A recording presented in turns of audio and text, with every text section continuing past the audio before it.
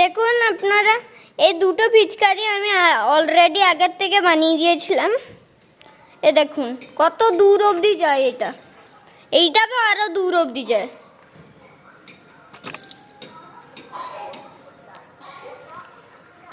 আপনি এই ভিডিওটা পুরো একবারে শেষ অবধি দেখবেন আর লাইক করতে একদম ভুলবেন না। আপনারা দেখতে পাচ্ছেন আমি একটা বোতল নিয়েছি। এই বোতলটা আপনি 10 টাকায় যে কোনো দোকানে পেয়ে যেতে পারেন। আর এই দেখুন আমি একটা স্কেচ পেন নিয়েছি। স্কেচ পেনটা আমি সামনের মুখটা খুলে দিয়েছি, অলরেডি আর কি খুলে রেখেছিলাম আমি, আর এইখানটা মানে কেটে দিয়েছিলাম।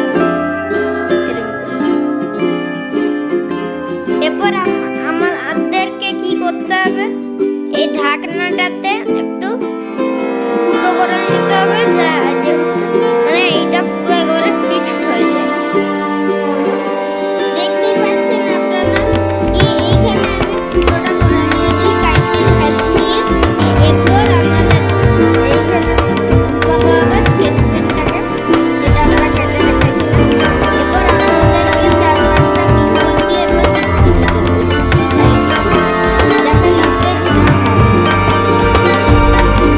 এইখানে এরপর আমরা